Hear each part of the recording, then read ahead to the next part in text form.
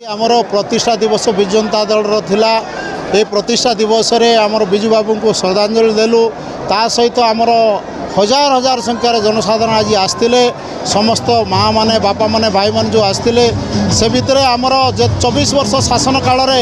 जेभली योजना आमर होइतिला से योजना को जणेबा संगे संगे ये वर्तमान सरकार रो जो विफल योजना गुड़िक विफल अच्छी एवं से मिथ्यार पहाड़ रे बसीथिबा सरकार निद्रारे चिर निद्रारे शोइथिबा सरकार रो विरोध रे जा जा आमर योजना माने हेई पारि नाही ताकू मध्य अवगत करेलु एवं आगामी दिन रे किभली भाव रे आम लोक मानकू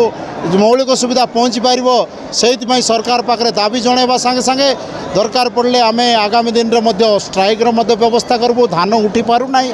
आम लोक मानकू 3000 टंका देबी बोली कहतिले 3000 टंका देई नांती 300 यूनिट बिजुली फ्री रे देबी बोलतिले सेटा देई नांती एई सब योजना गुड़िया जहाँ जहाँ मिथ्या प्रतिश्रुति देइतिले सरकार से सरकार रो विरोध रे आमर पूरा पूरी भाव में समस्त जनसाधारण एकत्रित भाव में आज गोटे रैली मध्यम आम आसीलु एवं एठारे उपस्थित रही समस्त जनसाधारण को संबोधन करूँ एवं जनसाधारण निष्पत्ति नेले वर्तमान मध्य आम सरकार हूँ नवीन पट्टनायक बोली भावुंट कारण नवीन पट्टनायक समस्त हृदय अच्छा विजु जनता दल समस्त हृदय अच्छा। आज आम 28तम प्रतिष्ठा दिवस डाबगाँ ब्लॉक रे पालन करा जोटा डाबगाँ निर्वाचन मंडल समस्त पंचायत लोक आसते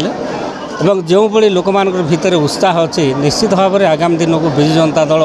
मुंड टेकी चलो एवं आगामी दिन को निश्चित भाव में माननीय मुख्यमंत्री नवीन पट्टनायक आउ थे आम जो ओडिशार मुख्यमंत्री हे ये कौन प्रकार सन्देह ना लोक मैंने आशा रखते आज भी से जहाँ तो भूल हो जाए विशेषकर आम डाबगाँ निर्वाचन मंडल तो भूल ही नहीं ये एमपी की भी भोट देते एमएलए को भी देते तथापि जो गोटे आशा भरोसा था माननीय मुख्यमंत्री नवीन पट्टनायक आउ थे मुख्यमंत्री हेबे किंतु जितेबाला से पट बा कोस्टाल बेल्ट मान जो कमिगला माननीय मुख्यमंत्री ओहरी गले से लोक हृदय आज भी माने कांदना बाहर